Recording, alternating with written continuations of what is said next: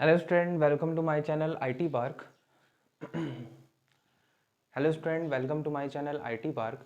और आज हम लोग इस लेक्चर में इफ फील्ड से रिलेटेड कुछ क्वेश्चन करेंगे प्रोग्रामिंग के, जो बेसिक क्वेश्चंस होंगे। इससे पहले वाले लेक्चर में मैंने आपको इफ फील्ड्स के बारे में काफ़ी अच्छे तरीके से बताया था, उसका सिंटैक्स, उसकी कंट्रोलिंग, और उसमें हम लोगों ने कुछ केसेस पढ़े थे कि कैसे इफ फील्ड्स की कंट्रोलिंग काम करती है। तो आज हम लोग कुछ प्रोग्राम करेंगे जो बेसिक प्रोग्राम होंगे, जो आप नाइन्थ क्लास में भी आपने किया होगा अच्छे से। तो हम लोग एक्चुअली लॉजिक बिल्ड करने का एक प्रोसीजर है, तो हम लोग सबसे बेसिक प्रोग्राम यहाँ पे इफ फील्ड से रिलेटेड लेके चल रहे हैं। ठीक स्टूडेंट, तो यहाँ पे जो मेरा पहला प्रोग्राम है कि आपको यूज़र से एक नंबर एंटर कराना है और उस नंबर को चेक करना है कि वो नंबर इवन है कि ऑड है। ठीक, तो इस क्वेश्चन को करने से पहले मैं आपको मॉडुलस ऑपरेटर के बारे में बता दूं। जो मॉडुलस ऑपरेटर होता है, जिसको हम लोग इस तरह से यूज़ करते हैं। ठीक, तो ये मॉडुलस ऑपरेटर हमें रिमाइंडर देता है। यानी अगर मान लीजिए मैंने 9 मॉडुलस ऑपरेटर 2 लगाया, तो ये 9 जो है 2 से डिवाइड होगा और 4 टाइम में कम्प्लीटली जाएगा, और जो रिमाइंडर बचेगा ये वो रिमाइंडर देता है हमें।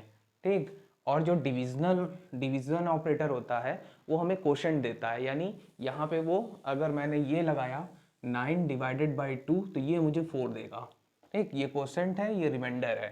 ठीक, तो मॉडुलस ऑपरेटर मुझे रिमाइंडर देता है। तो हमें इवन या ऑड नंबर चेक करना है। तो इवन नंबर चेक करने का मतलब यही है कि वो नंबर टू से डिविजिबल होना चाहिए। तो अगर कोई नंबर 2 से कम्प्लीटली डिविजिबल है तो उसका रिमाइंडर 0 बचेगा।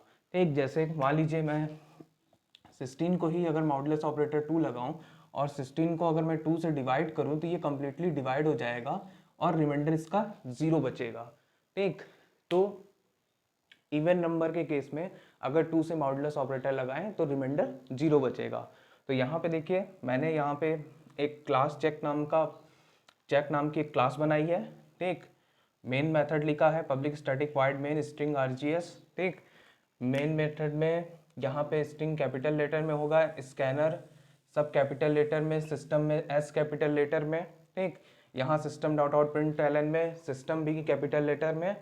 यहाँ पे मैंने यूजर से एंटर नंबर कराया है, और स्कैनर में एससी नाम का ये ऑब्जेक्ट है, इंट एन, एक एन नाम का वेरिएबल लिया है इंटीजर टाइप का, जो कि जिसमें कि हमारा इनपुट आएगा यूजर से, S C dot next int में आई कैपिटल। ठीक, अब ये n हमारे पास आ गया नंबर में। अब हम इसको 2 से डिवाइड करके देखेंगे कि क्या ये 2 से डिवाइड हो जा रहा है। तो अगर 2 से डिवाइड करने की बात है, तो अगर कोई नंबर 2 से तभी डिवाइड हो सकता है जबकि उसका रिमाइंडर 0 आए। तो रिमाइंडर के लिए जैसे मैंने बताया कि मॉडुलस ऑपरेटर लगाएंगे, तो यहाँ पे मैंने मॉडुलस ऑपरेटर लगाया है n modulus operator 2 equal to 0। ठीक, यहाँ पे जावा में या किसी भी प्रोग्रामिंग लैंग्वेज में जब हम लोग दो नंबर को इक्वल कराते हैं तो डबल इक्वल टू से करते हैं। एक 1 इक्वल टू का मतलब होता है यहाँ पे असाइनमेंट ऑपरेटर, ये डबल इक्वल टू लगाएंगे। ठीक, तो ये है एन मॉडुलस ऑपरेटर 2। यानी अगर एन 2 से कम्प्लीटली डिवाइड है तो इसका मतलब वो नंबर क्या होगा, इवन। और अगर ये कंडीशन फॉल्स हो जाती है तो इल्स में हमारा चला जाएगा और गिवन नंबर ऑड हो जाएगा। ठीक, एक मैं ट्राई ले लेता हूँ। अगर मान लीजिए मैंने 5 एंटर कराया, तो 5 मॉडुलस ऑपरेटर 2, तो क्या होगा। ठीक, देखिए 5 से, अगर 5 को मैं 2 से डिवाइड कर रहा हूँ तो ये कम्प्लीटली 2 टाइम में चला जाएगा, बट रिमाइंडर 1 बच जाएगा यहाँ पे। तो यहाँ पे कंडीशन आएगी, चेक करेगी क्या हमारा ये रिमाइंडर 0 के बराबर तो नहीं है। 1 इज इक्वल टू 0, ये हमारी कंडीशन है, पर कंडीशन फेल्स हो जाएगी क्योंकि 1 0 के बराबर नहीं होता है। तो सीधा हमारा यहाँ पे इल्स में आ जाएगा। ठीक, तो हम लोग चलते हैं अपने नेक्स्ट प्रोग्राम पे।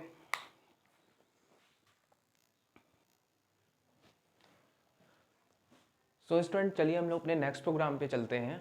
यहाँ पे हमारे पास जो प्रोग्राम है कि आपको ट्रायंगल की 3 साइड दी होगी, और आपको उस 3 साइड के बेसिस पे चेक करके बताना होगा कि इन 3 साइड्स से ट्रायंगल पॉसिबल है कि नहीं है। यानी ये जो तीनों साइड्स का मेजरमेंट दिया है, ये वैलिड है कि नहीं वैलिड है। उससे पहले मैं एक चीज़ आपको बता दूँ, यहाँ पे ज्योमेट्री का एक यूज़ होगा, ज्योमेट्री के एक फॉर्मूले का, कि ट्रायंगल की एक प्रॉपर्टी होती है कि ट्रायंगल अगर पॉसिबल है तो ट्रायंगल के किसी भी दो साइड्स का सम, यानी किसी भी दो साइड्स को आप ले लीजिए, उसका सम कर दीजिए, वो तीसरी साइड से डेफिनेटली बड़ा होगा। अगर ये कंडीशन फॉलो करती है तब तो ट्रायंगल पॉसिबल है, नहीं तो नहीं पॉसिबल है। मान लीजिए किसी ट्रायंगल की अगर साइड मैंने ये ले ली ABC, ठीक, तो ये होना चाहिए इसमें, यानी दो का सम मैंने A+B निकाल लिया तो ये थर्ड वाले से बड़ा होना चाहिए। अगर मैंने A+C निकाल लिया तो ये बाकी बचे हुआ जो थर्ड नंबर है B उससे बड़ा होना चाहिए। अगर मैंने B+C ले लिया तो ये बाकी जो तीसरा बचा हुआ है उस A से बड़ा होना चाहिए। यानी ये तीन कंडीशन उसको फॉलो करना पड़ेगा। अगर इन तीन कंडीशन में से एक भी कंडीशन फेल्स होगी तो वो वैलिड ट्रायंगल नहीं रह जाएगा, ठीक। तो हम लोगों ने भी अपने प्रोग्राम में यहाँ पे ये किया है, और इस प्रोग्राम का मैं नाम दे देता हूँ वैलिड, ठीक। क्लास वैलिड बनाया, पब्लिक स्टैटिक वॉइड मेन, ठीक, स्ट्रिंग यहाँ पे कैपिटल एस, स्कैनर में यहाँ एस कैपिटल, ठीक। ये स्कैनर क्लास होती है, क्लास का नेम हमेशा कैपिटल लेटर में, ठीक। यहाँ पे मैंने यूजर से 3 साइड्स ट्रायंगल के इंटर करा लिए जो कि इंटीजर ABC में है। आप डबल में या फ्लोट में भी इंटर करा सकते हैं, क्योंकि ट्रायंगल की साइड जो है डेसिमल में भी हो सकती है, ठीक। यहाँ पे मैंने यूजर से 3 साइड ले लिए, sc.nextInt, नेक्स्ट में int कैपिटल लेटर में, ठीक। इफ यहाँ पे मैंने देखिए कंडीशन लिखा है, if A+B is greater then C and B+C is greater then A and A+C is greater then B। यहाँ पे एंड ऑपरेटर लिखा हुआ है। एंड ऑपरेटर तभी ट्रू देता है जब इसके दोनों ओर लिखी हुई कंडीशन क्या हो, ट्रू हो, तभी ये आउटपुट में हमें ट्रू देता है, नहीं तो नहीं देता ट्रू। ये अगर इसको ट्रू यानी कि एंड ऑपरेटर को एक भी कंडीशन अगर फॉल्स मिल गई तो वो टोटली आउटपुट को फॉल्स कर देगा। तो एंड ऑपरेटर की खासियत यही है, इसको जितने भी इनपुट मिल रहे हैं वो सबके सब ट्रू होना चाहिए, तभी ये आउटपुट में ट्रू देगा, नहीं तो हमें फॉल्स दे देगा। एक भी आउटपुट अगर उसको फॉल्स इनपुट फॉल्स मिला तो आउटपुट वो फॉल्स कर देगा। तो यहाँ पे ये भी कंडीशन ट्रू होनी चाहिए, ये भी कंडीशन ट्रू होनी चाहिए, ये भी कंडीशन ट्रू होनी चाहिए, तभी एंड ऑपरेटर इफ वाले सारे ट्रू मिलेंगे, तभी ये ओवरऑल इफ में जो कंडीशन लिखी है वो ट्रू होगी, ठीक। तो ट्रू होगी तो ट्रायंगल वैलिड होगा। अगर इसमें से एक भी कंडीशन फॉल्स हो जाती है तो एंड ऑपरेटर फॉल्स दे देगा, और फॉल्स के केस में हमारा जो कंट्रोल है वो इल्स पे चला जाएगा और वहां पे लिख देगा ट्रायंगल इज नॉट वैलिड, ठीक। तो हम लोग चलते हैं नेक्स्ट प्रोग्राम पे अपने।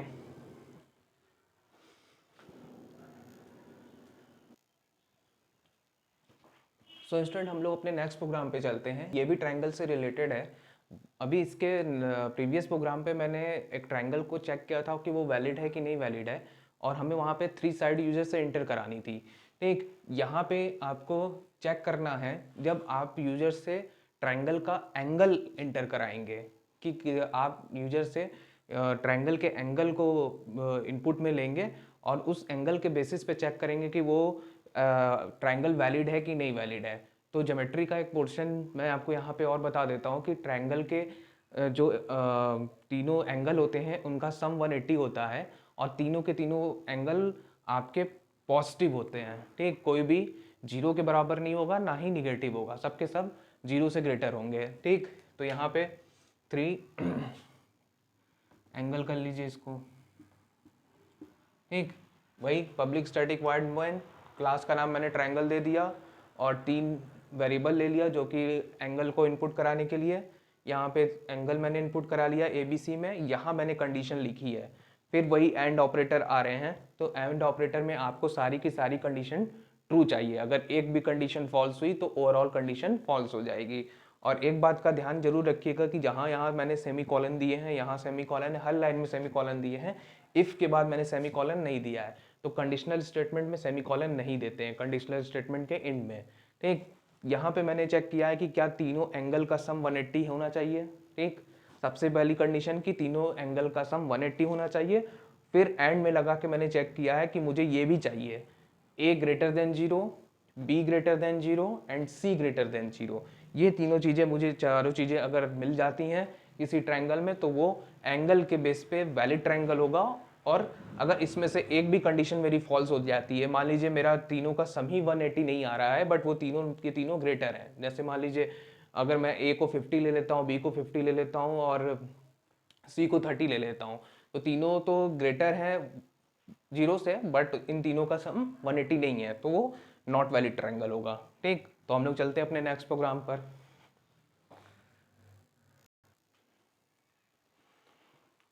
सो स्टूडेंट, हम लोग अपने एक नेक्स्ट क्वेश्चन पे चलते हैं, जो कि है कि write a program check given character is alphabet और नॉट। यानी आपको यूज़र से एक कैरेक्टर एंटर कराना है और उसको चेक करना है कि वो कैरेक्टर है कि सॉरी कैरेक्टर नहीं, अल्फ़ाबेट है कि नहीं है। तो जैसे आप कीबोर्ड से आप स्पेशल कैरेक्टर भी इंटर करा जा सकते हैं। जैसे स्पेशल कैरेक्टर आपका @, हैशटैग, मतलब डॉलर की साइन और रुपीज़ की साइन, ये सब स्पेशल कैरेक्टर होते हैं। ठीक, अंडरस्कोर, ये सब चीज़ें। और अगर मैंने न्यूमेरिक कुछ इंटर कराया जैसे 1 से 9 जीरोस, ठीक, तो ये सब न्यूमेरिक कैरेक्टर होते हैं। अगर आप अल्फ़ाबेट इंटर करा रहे हैं तो प्रिंट करें कि जो आपने इंटर किया है नंबर वो अल्फ़ाबेट है। और अगर आप अल्फ़ाबेट के अलावा कोई की इंटर करा रहे हैं या कैरेक्टर इंटर करा रहे हैं तो वो प्रिंट करे कि ये नॉट अल्फ़ाबेट है। मान लीजिए अगर मैंने 9 प्रेस कर दिया तो प्रिंट करे नॉट अल्फ़ाबेट। तो यहाँ पे मैंने लॉजिक लगाई है। यहाँ पे यहाँ पे मान लीजिए इसका नाम मैं दे देता हूँ अल्फ़ाबेट।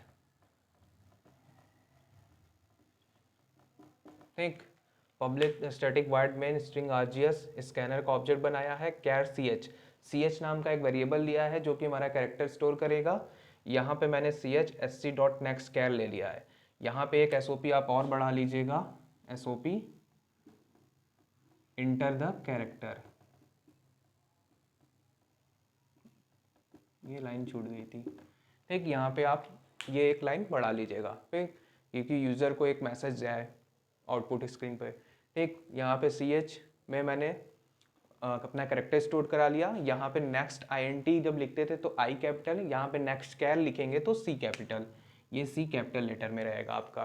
ठीक, यहाँ पे मैंने एक कंडीशन डाली है, if CS is greater than equal to A, small a, and CH is less than equal to small z।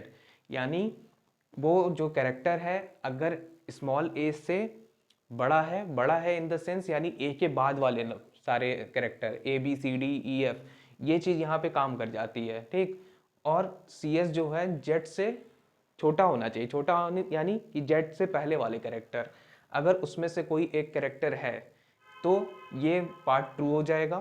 ठीक, यानी ये दोनों ट्रू चाहिए। ठीक, यानी कैरेक्टर जो है A से बाद वाले होने चाहिए और Z के पहले वाले, या और का मतलब यहाँ पे हिंदी में बोलते हैं या, यानी ये कंडीशन ट्रू हो या ये कंडीशन ट्रू हो। यानी ये वाली जो कंडीशन है ये हमारा स्मॉल कैरेक्टर के लिए है और ये वाली जो मैंने और में डाल के रखा है ये हमारा कैपिटल लेटर के लिए है।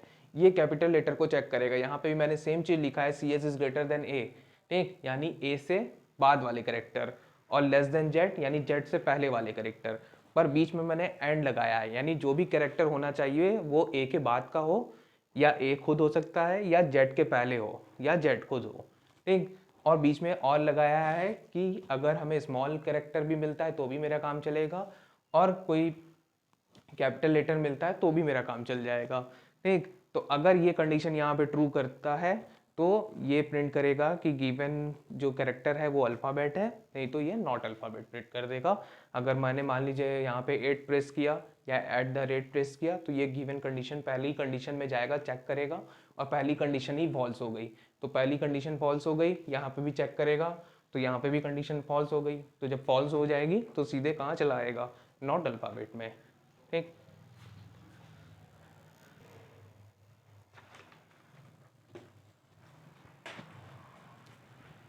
सो स्टूडेंट, हम लोग अपने नेक्स्ट प्रोग्राम पे चलते हैं। ये भी कैरेक्टर से रिलेटेड एक प्रोग्राम है।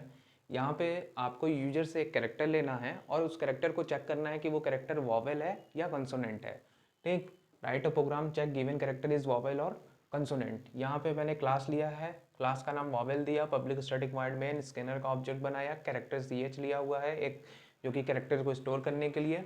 SOP, यहाँ यूजर से मैं नंबर कैरेक्टर मांग रहा हूँ, इंटर कैरेक्टर फॉर चेक। ठीक, CHSC.next कैर। ठीक, ये हमारे पास CH में हमारा रिक्वायर्ड कैरेक्टर आ चुका है। अब मैं उस कैरेक्टर को चेक करूँगा कि क्या वो हमारे वॉवल के इक्वल तो नहीं है, यानी A E I O U के इक्वल तो नहीं है। तो यहाँ पे मैंने लिखा है CH इक्वल टू A और ऑपरेटर बोले, यानी A E I O U में से अगर मुझे कोई भी एक कैरेक्टर मैच कर गया तो इसका मतलब होगा कि वो कैरेक्टर वॉवेल है। तो इसलिए मैंने और लगाया हुआ है, यानी कि कोई भी एक कैरेक्टर अगर मुझे ट्रू मिला तो वो कंडीशन ही ट्रू हो जाएगी।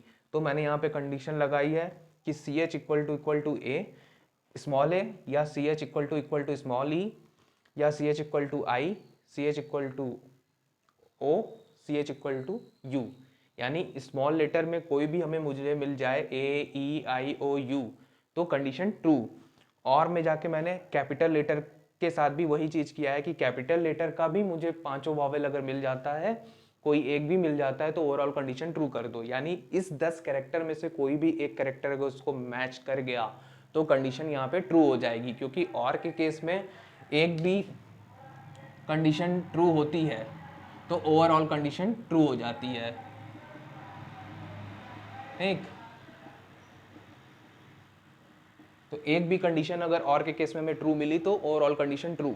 तो यहाँ पे 10 कैरेक्टर में से मुझे एक ही कैरेक्टर मैच कर गया तो हम लोग का कंडीशन ट्रू हो जाएगा और हमें वॉवेल प्रिंट कर देगा।